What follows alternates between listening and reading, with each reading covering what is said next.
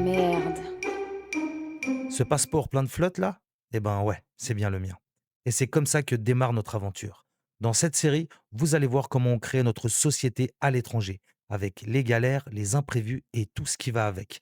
Ça fait 10 ans qu'on est entrepreneur, mais cette fois, on rentre dans la cour des grands. Et croyez-moi, on va pas faire les choses à moitié. Pour nous soutenir, pensez à vous abonner pour être au courant de chaque épisode qui va sortir, activez bien la petite cloche et laissez-nous un petit like pour le soutien. Allez, c'est parti.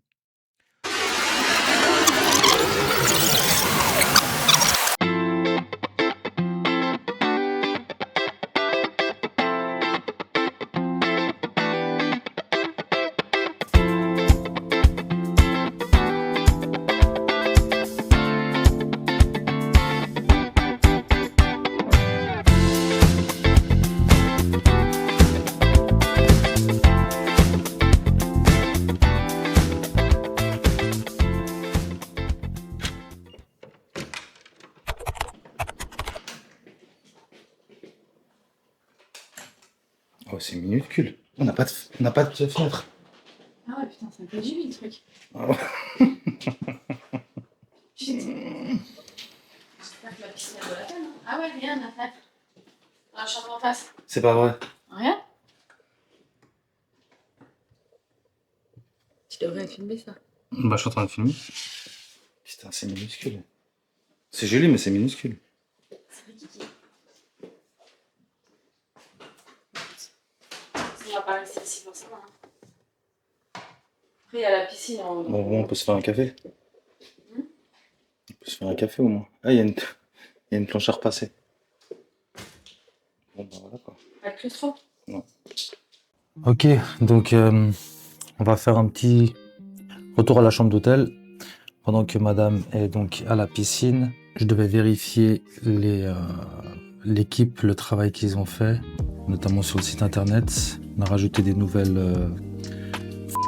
Donc je dois impérativement faire en sorte qu'ils soient, bien mis en évidence sur le site internet. Je vais parler aussi de pourquoi on est aujourd'hui à Barcelone, sachant donc qu'on habite à la base à Alicante. Alors on a dû prendre, j'ai dû avoir un rendez-vous, j'ai essayé d'avoir un rendez-vous en urgence à Barcelone au consulat italien. Moi je suis de nationalité italienne, donc on vient de Genève à la base, en Suisse, mais j'ai la nationalité italienne.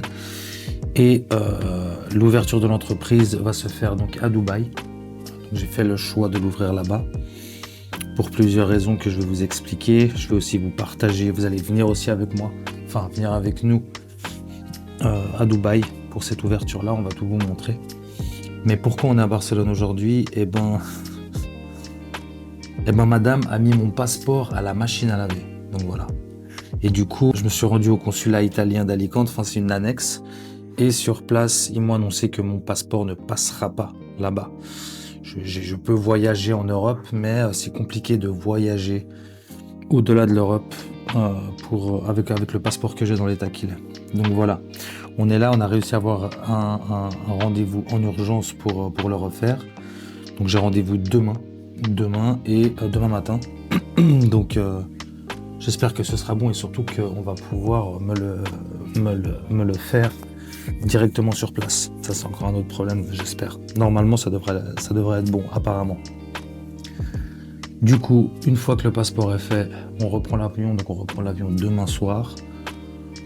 On rentre sur Alicante. Et ensuite, il faudra donc prendre les billets et prévoir le voyage pour Dubaï qui devrait se faire normalement dans à peu près 2 semaines et demie, maximum 3 semaines. Voilà. Donc voilà, maintenant, ce que je dois faire, c'est checker le site internet, checker les équipes. Donc il y a 7 personnes qui sont mobilisées, qui travaillent, donc je peux les regarder bosser en même temps, tout ça. Donc c'est assez cool. Donc là on est sur Slack. Et donc je regarde l'avancée. Ok. Donc voilà pour maintenant. Donc là, ce que je vais faire, c'est que je vais travailler encore à peu près une petite vingtaine de minutes. Ensuite, je passerai à la petite sieste jusqu'à que madame revienne. On se prépare et on ira manger au resto ce soir. Voilà.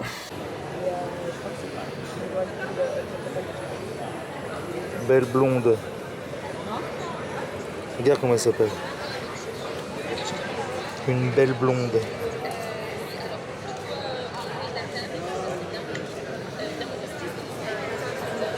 Allez, viens, on y va.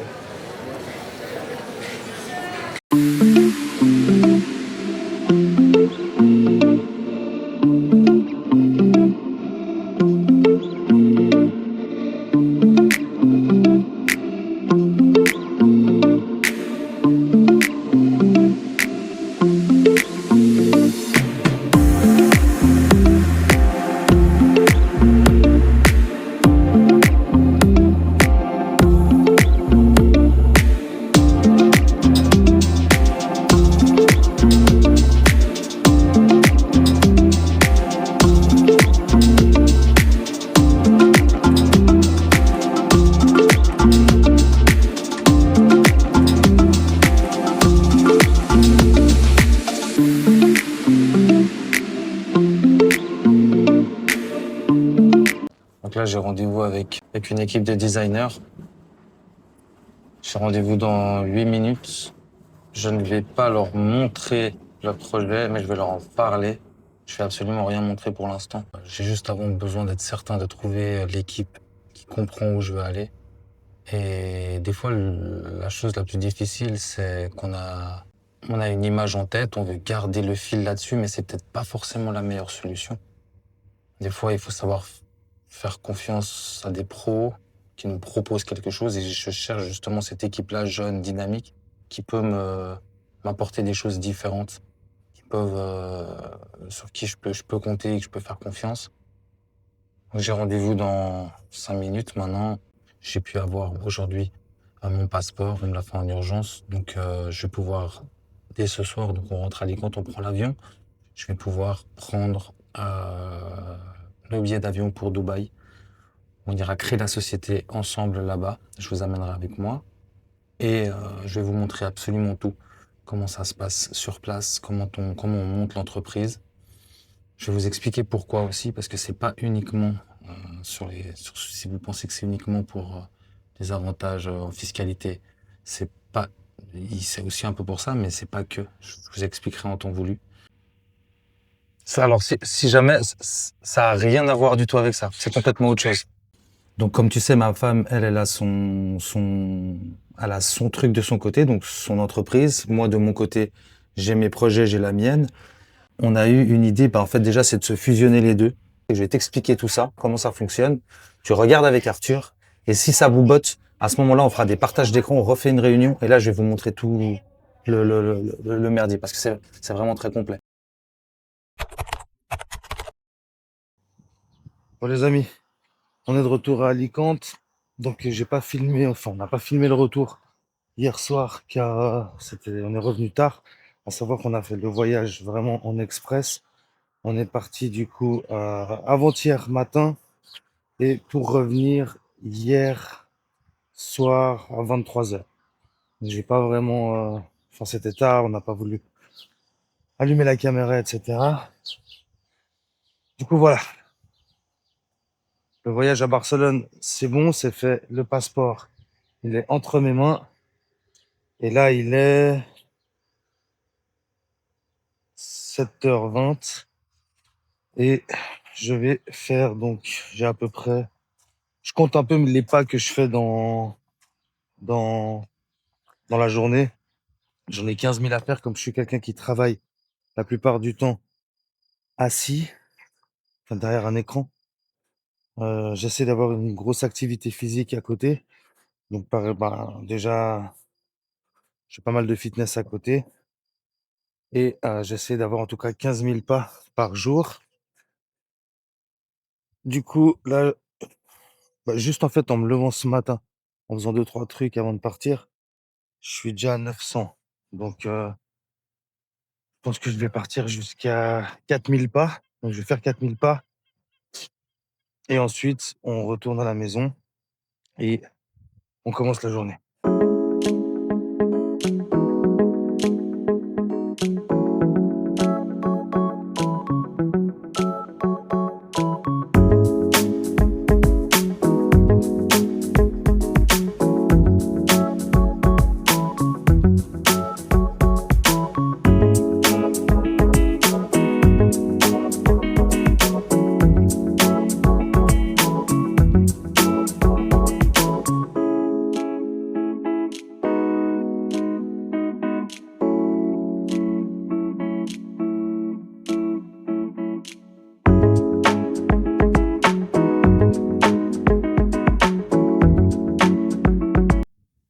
il est presque 8 heures. J'ai fait presque 6000 pas.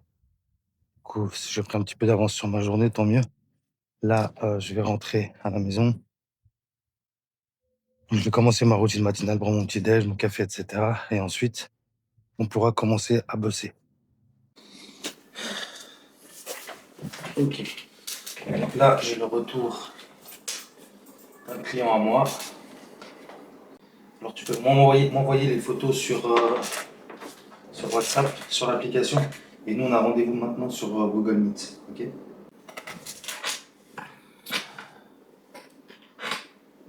Comment ça va? Ça va avec toi? Nickel. J'étais en train de Ouais, non, Ouais, dis-moi. je demandais pour les photos, en fait. Ouais. Ça, je sais pour la Alors les photos, tu me les envoies toujours sur WhatsApp, mais tu peux aussi tu les mets directement aussi sur l'application. Tu fais les 2. Parce qu'après, depuis l'application, je peux faire justement des comparaisons. On a une décision à prendre. Est-ce que Mika part tout seul à Dubaï ou est-ce que je l'accompagne? Parce que faut pas oublier qu'on a quand même 3 enfants. Donc l'organisation pour les enfants, c'est hyper compliqué. Moi, je pars déjà en Suisse quelques jours pour mon travail. Donc je dois déjà les laisser. Et c'est vrai que c'est jamais évident de laisser les enfants. Là, ce serait 2 semaines. Et voilà, donc on est vraiment en pleine réflexion. Après, c'est vrai que moi, j'adorerais partir avec lui. Ça fait partie du projet, c'est un pas en plus, un pas en avant.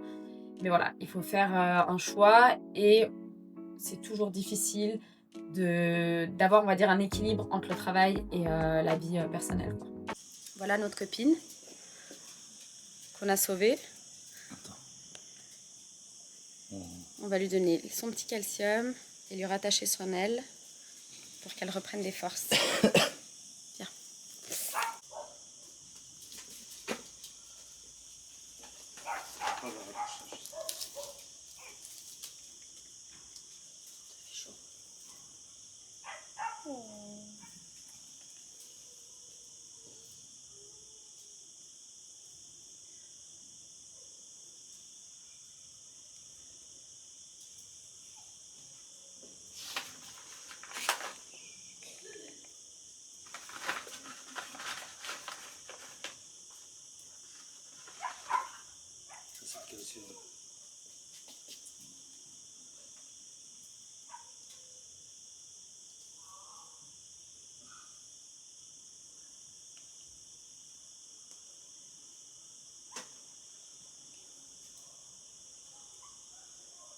Attends, je tiens la tête. Vas-y.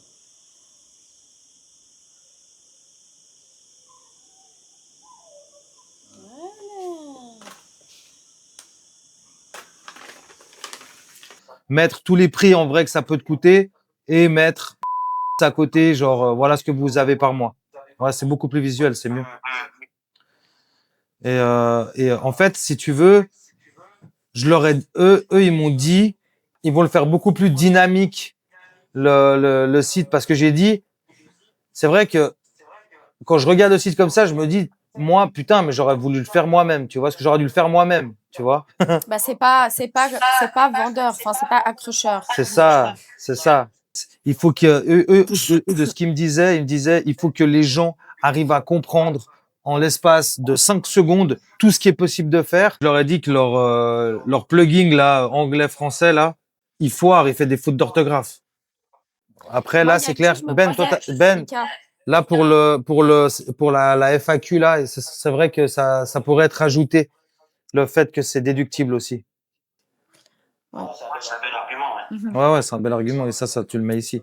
Ce qu'il faut savoir, c'est que tout est faisable, mais du moment qu'on vient ajouter quelque chose, ça va repousser la sortie.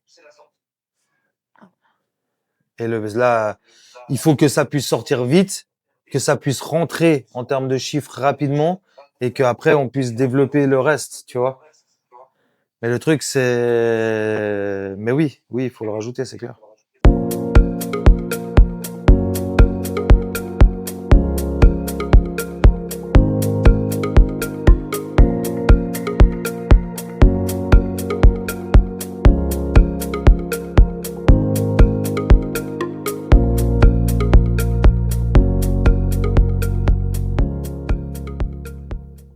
Bon, bah voilà, là, les écrans que vous allez voir devant vous, ils sont floutés, donc ça veut pas dire grand-chose. Mais c'était juste pour vous montrer que moi, je check la plupart du temps quand je vais me lever le matin. Donc là, on a 4, enfin, en tout, on a 5 pages différentes. Il en manque encore 2 autres que j'ai pas mis. Mais en fait, tout ça, c'est le projet complet qui est en train de se créer. Il faut savoir que tous les jours, il y a de l'avancement. Tous les jours, je vais aller checker dessus. Tous les jours, je vais regarder comment ça se passe. Je peux voir en direct, en fait, comment mon équipe travaille là-dessus. Il y a une fenêtre que vous voyez tout en haut à gauche. Donc ça, c'est la fenêtre de discussion Slack. Donc on est vraiment en contact là-dessus. Il faut savoir que mon équipe parle uniquement en anglais. Donc c'est vrai que ça c'est un peu chiant. Mais pour aller trouver les meilleurs, des fois, on doit un petit peu sortir de sa, entre guillemets, de sa zone de confort. Mais eux, c'était les meilleurs dans ce domaine-là. Et voilà. Bah, aujourd'hui, on a assez d'outils pour faire de la traduction. Que ça soit en live, même en dialogue visio en live. Euh, Après, voilà, c'est pas vraiment ça qui vont nous poser des problèmes, mais des fois, c'est des petites incompréhensions qu'on va avoir sur des petits détails. Bah, la manière, en fait, que quelque chose va se dire en français n'est pas la même, ne se dit pas de la même façon en anglais, etc. Mais on arrive toujours à avoir le résultat qu'on veut et à être très précis. Donc voilà. Les journées types pour nous, c'est un peu ça. Donc là, en ce moment, c'est comme ça. Donc moi, quand je me lève, je check ce qui se passe. Je refais tous les... je check un à un le boulot qui a été fait dans la journée parce que notre équipe travaille du lundi au vendredi. D'accord. Mais en fait, comment moi, comme dans mon organisation, parce que ça, c'est une chose qui est assez importante à comprendre, c'est que moi, à côté, j'ai encore une autre entreprise avec beaucoup de clients à gérer aussi. Et en fait, je m'organise de façon à que le lundi au mercredi, je suis full concentré sur la nouvelle société. À partir du mercredi jusqu'au dimanche, et ben là, il est dédié à mon autre société où je réponds à mes clients, etc. Bien évidemment, je reste toujours accessible pour mes autres clients 7 sur 7. Mais il y a des moments où je suis plus focus ici que de l'autre côté, mais il faut garder la même énergie et la même constance et ne pas se laisser distraire. C'est pas parce qu'on est à quelque part qu'on doit délaisser l'autre. Absolument pas. Il faut être performant dans les deux. Et justement, on a aussi une famille, on a des enfants, etc. Et ça, c'est quelque chose qu'il faut comprendre. C'est que c'est vraiment une organisation. C'est une organisation vraiment de fou furieux. J'essaye à côté de trouver aussi du temps pour aller m'entraîner. J'adore m'entraîner, j'adore le sport, me dépenser parce que je suis derrière des ordis à regarder, etc. Voilà, c'est compliqué. Mais je vous promets que c'est possible. Il faut juste voilà, organisez-vous. Si vous êtes deux, essayez de vous dispatcher certaines tâches, etc. Et je pense que ce sera plus simple comme ça. Maintenant, c'est clair que certains vont être plus performants dans certaines tâches que dans d'autres. Mais voilà, ça, c'est à vous de gérer. On n'a rien sans rien. Donc voilà. C'était ce que je voulais vous montrer. Donc c'est vrai qu'avoir un écran ici un peu flouté, c'est pas top. J'aurais voulu que vous voyez ça, mais croyez-moi, on va bientôt vous expliquer tout ça.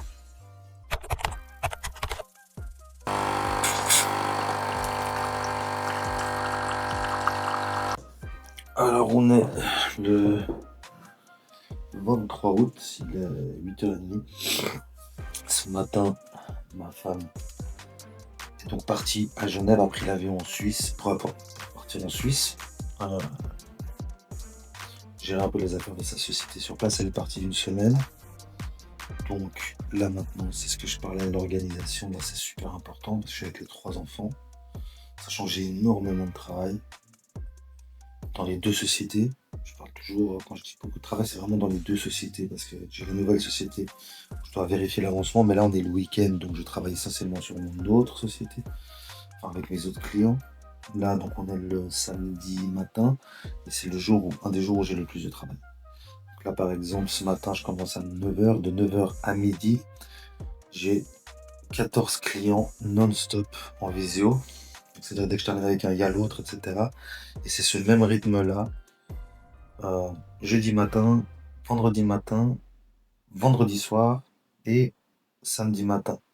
Donc en plus, j'arrivais jusqu'à maintenant à avoir des places pour pas réserver pour chaque client, mais là, il y a le retour des vacances et du coup, Je vais devoir aussi ajouter d'autres créneaux pour pouvoir recevoir tout le monde.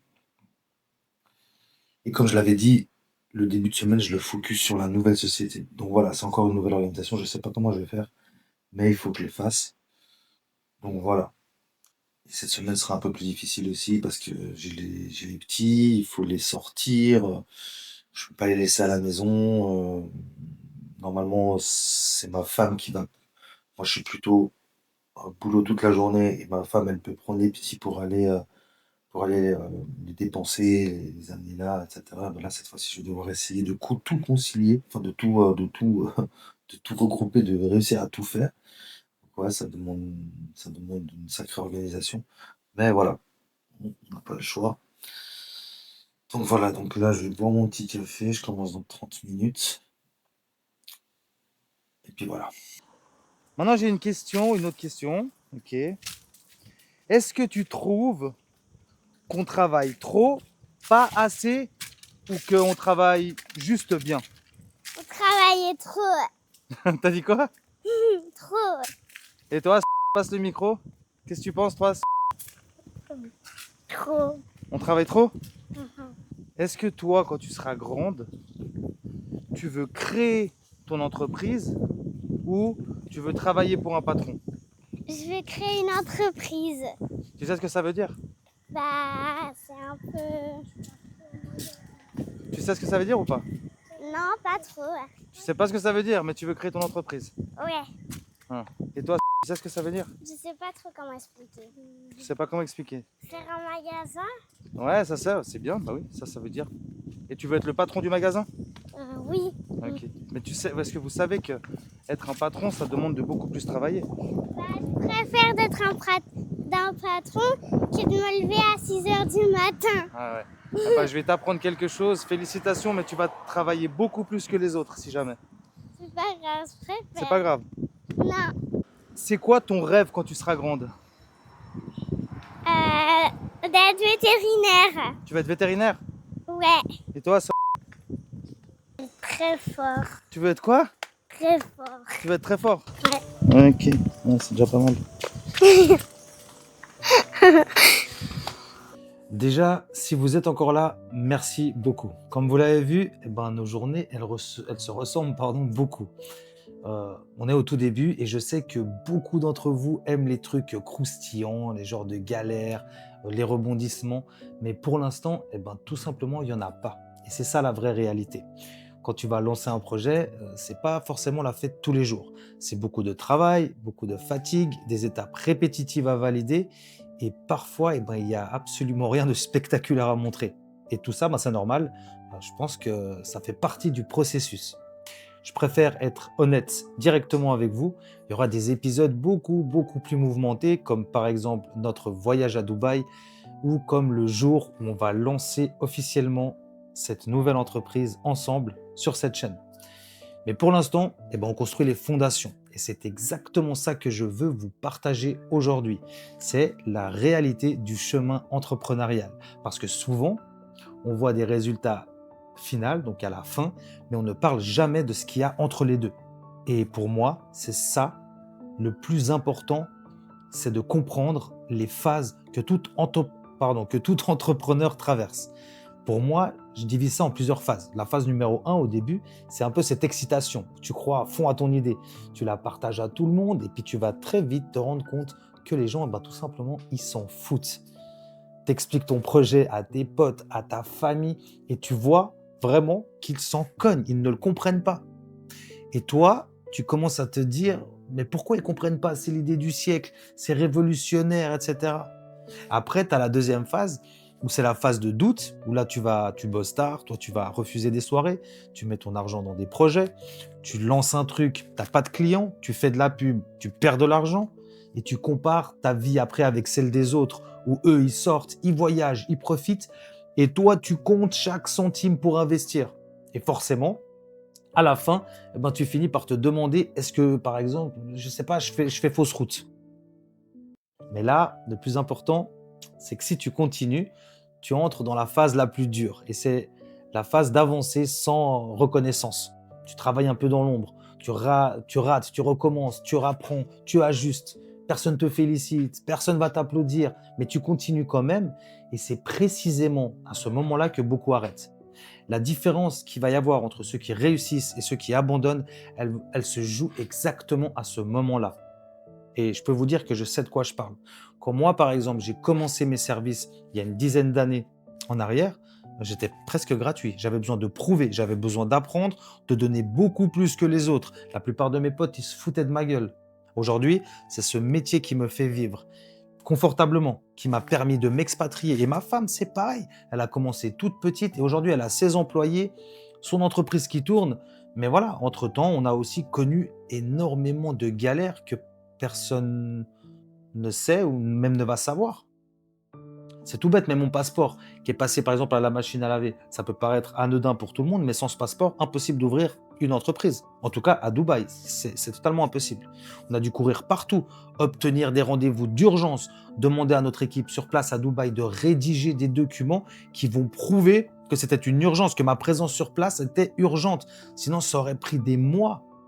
Et c'est ça aussi l'entrepreneuriat, c'est gérer les imprévus, résoudre les problèmes que tu n'avais même pas imaginés au départ, trouver des solutions quand il y a tout qui te paraît bloqué. C'est justement parce que tu continues, malgré tout ça, tous les problèmes, malgré la fatigue, malgré le stress, les blocages, que tu passes un cap. Tu développes une sorte de résistance, une force que tu n'avais pas au départ. Et c'est seulement là que petit à petit, tu commences à récolter les fruits. Un premier client, une première vente, et d'un coup, les mêmes personnes qui doutaient au début, ah, mais je savais que tu allais y arriver. Je vous parle vraiment de ça parce que, en connaissance de cause, c'est exactement ce qui m'est arrivé. Les gens, à la base, ils n'ont aucune idée de ce que vous avez traversé avant. Puis en avançant, il faut accepter une autre réalité, c'est que tu vas changer. Tes discussions avec tes amis, ce ne seront plus du tout les mêmes. Ta famille, bien souvent aussi, s'en fiche. Mais ça, c'est pas grave, hein. Ça ne veut pas dire qu'il faut couper les ponts. Ça veut juste dire que tu dois apprendre à avancer seul, à te faire confiance et à t'entourer de personnes qui ont la même ambition que toi. Parce que ce sont elles qui vont vraiment t'aider à grandir. Tes proches, etc., ne sont pas dans le même move que toi. Et à tout ça, tu vas rajouter aussi la vraie vie. Comme par exemple, nous, on a 3 enfants. Alors forcément, préparer aussi 2 semaines à Dubaï, c'est pas juste prendre une valise et un billet. Ça demande une organisation énorme. Anticiper chaque détail, penser à tout. Je sais que certains d'entre vous l'ont peut-être remarqué. Dans cette vidéo, par exemple, on voit moins Aga, ma femme. Et la raison, c'est simple. Pendant que je gère des moments intenses ou bien des réunions où il faut prendre des décisions, il faut bien quelqu'un pour s'occuper des enfants. Et c'est là que le partage de tâches, il va prendre tout son sens. Parce que l'entrepreneuriat, surtout quand on est 2, c'est pas seulement construire un business ensemble. C'est aussi se relayer, se soutenir, accepter que parfois, l'un prenne la lumière et que l'autre assure l'équilibre de la famille. C'est ça pour moi, c'est ça la vraie force quand on crée quelque chose à 2. Mais dans ce projet, il n'y a pas que nous 2, hein. Il y a aussi des équipes qui travaillent dans l'ombre, qu'on ne voit pas, ou qu'on ne voit pas encore, parce qu'on va peut-être les voir plus tard. Il y a des actionnaires, qui sont aussi des amis proches, qui participent au projet de la meilleure manière possible, tout en ayant eux aussi leur propre vie, leur famille, leurs responsabilités. Ce sont toutes ces personnes qu'on ne voit pas aujourd'hui, mais que vous allez découvrir dans les prochains épisodes, qui font aussi avancer le projet avec nous. On n'est pas tout seul. Et je trouve que c'est important de dire que rien ne se construit vraiment seul. Mais attention, même si tu es entouré, il y a quand même une partie du chemin que tu vas devoir faire seul, que personne ne pourra faire à ta place. Il y a des moments où tu vas douter seul, où tu vas prendre des décisions seul, continuer seul. Et c'est ça qui forge vraiment un entrepreneur. Alors si je devais te dire de retenir une seule chose, c'est que tu vas être jugé, incompris, tu vas galérer, tu vas douter. Mais si tu continues, si tu tiens le cap, même quand personne n'y croit, un jour, ce qui va paraître fou pour les autres, ça va devenir une évidence.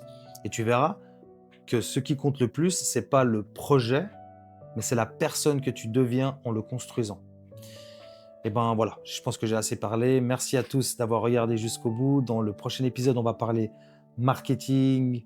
Je vais vous montrer ce qu'on met en place, ce qu'on a aussi mis en place en parallèle dans nos autres business, les stratégies qui ont marché, celles qui n'ont pas marché. On parlera aussi des fameuses réservations pour Dubaï. On prendra les billets d'avion, logement. Je vais vous expliquer tout ce que ça coûte en vrai. Bref, je vais tout vous partager sans filtre. Merci à tous de m'avoir écouté. Abonnez-vous parce que ça fait que commencer et j'espère qu'on sera beaucoup plus pour la suite.